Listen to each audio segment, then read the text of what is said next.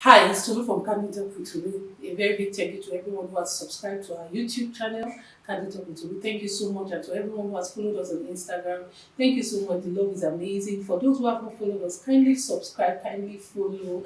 Thank you so much. I am excited that we're making progress and we are doing well. Today we're going to be talking about what do you do when the sex is over? I say this to a lot of young ladies. You know, because of the way our society is, where selfishness is the order of the day, it's easy for a man to drop you like hot potato.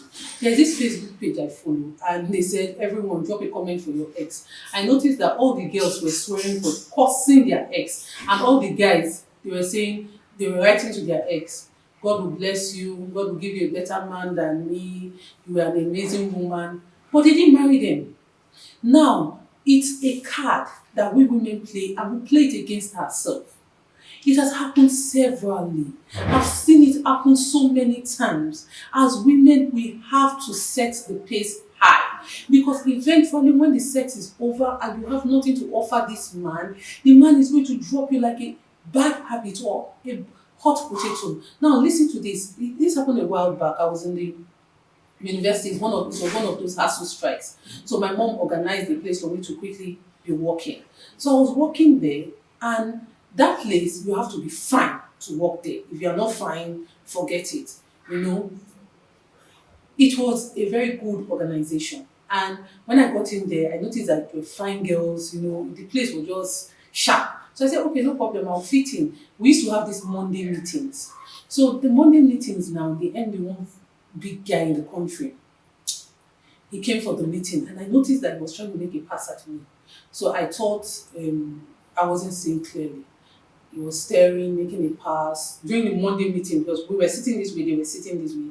That's our bosses, and they were briefing us on what we were just talking in-house discussions. He was trying. I didn't say anything. After the meeting, he sent his PA to our office to come and call me. Now, the way girls behave, all the girls started hailing me, hey, Tolu, because the owner of the company wanted to see me. When I got to his office, he had nothing spectacular to say. I was very cautious, so I was just cutting the conversation. When he knew that I was not going to, I was not his kind of person that could play those kind of games, he let me go. Some weeks later, another girl came. For the purpose of this story, let's call her Hioma. The girl fine, that girl, a fine girl, everything on point. I was like, see this fine girl. The office was filled with fine girls, but this one was on another level. She was so pretty. So she came in. We're having Monday meeting again. The same Oga that was making passes at me 2 weeks ago started making a pass at her. I didn't say anything. As usual, we sent for her. Before you knew it, she came back to the office. Oh, he said this. She started calling me by his first name. All the girls were like, oh, you're so lucky. I didn't tell them what transpired between me and him. They were like, oh, you're so lucky. You're so good. They started dating. She'll come. Oh, let's assume his name is Chris for the purpose of this story. She'll like, see the wristwatch Chris gave me, his house is this. So I asked her, I said, what of his family, his wife and his children? For a man like that, she have wife and children. She was like, no, they're in London, they don't come around. He was sharing her with love. Then the next 2 Mondays after them, we were having a Monday meeting. She went to meet him, they were holding hands. Now, the way this was, they were doing PDA for all of us. All the other girls were jealous. Oh my God, maybe jackpot. When the other girls in the office, all of us will share one cab in Abuja. Then they'll drop me in wherever I'm going, they'll drop the other ones like that. His jeep will just come carry her straight to his house. After 2 weeks, I noticed that she wasn't talking about him so much. So I asked her, we're quite close. I said, what of Chris now? She was like, he's fine, he's been busy, he's not been picking her calls.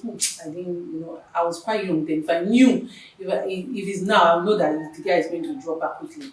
So we continued. So after some time, he came for the Monday meeting. So she now went as usual. I think she was trying to give him a hug. This man scolded, as in, if you see the scolding, this man scolded that in front of everybody.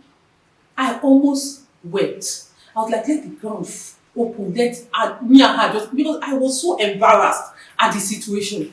Now, you know the way this world is. That's why one should be very careful. All those girls that were hailing her were the ones mocking her. The man embarrassed her. I quickly went to her, told her, I said, put yourself together. Don't cry, don't even let anything show. So after the meeting, because it's not a meeting where you can just walk out, So I just said, okay, after the meeting, 12 of us, we just left. So I took her to the back of the office. I'm like, what happened? She was like, he's been acting up, this one, that one. Obviously, she had been intimate with him. For a man of that caliber, what is she going to offer him? The sex was over, and he was going to drop her like a bad habit. He was going to drop her. There's more power on his side than on her side. Now, people will say she has cashed out. If it's cashing out that you want to come and do in this life, no problem. But actions have consequences. So I told her something. I said, women should bring more than sex to the table. If you want to get into a relationship and you start throwing yourself to a man immediately, the sex is going to be over. The chemistry is going to fade. It's just like food. You yourself, you're going to get tired. So initially, when you were meant to be getting to know yourself, you've introduced sex into the matter. Now the sex is over. You have nothing to offer. It's not as if these guys are bad guys. No. The guys wanted to get to know you. But because you as a woman, you are not playing your game well. You give him your body.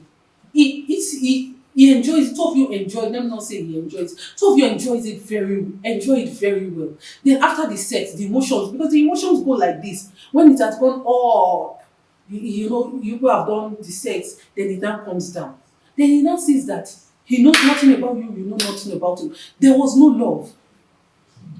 There was no love. People don't even know each other. There is no commitment. There is nothing.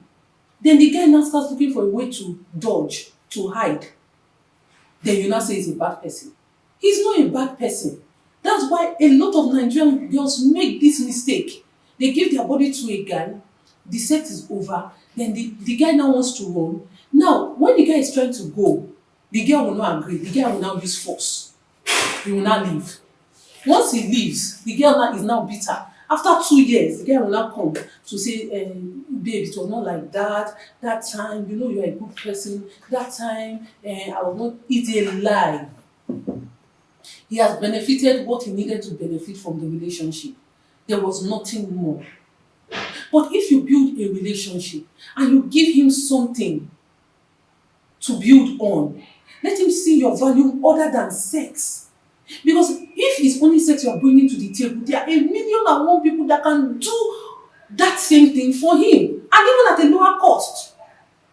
So why will he commit to you, buy you human hair, do this one for you? It's expensive for him, and you want him to continue like that when he has already gotten the dividends for the investment? So as women, we have to do better. We have to bring more than sex to the table. We have to make the standards high. That okay, this is the standard of being in a relationship with me. I just hope we learn to change our ways and learn to do things that will benefit us as women.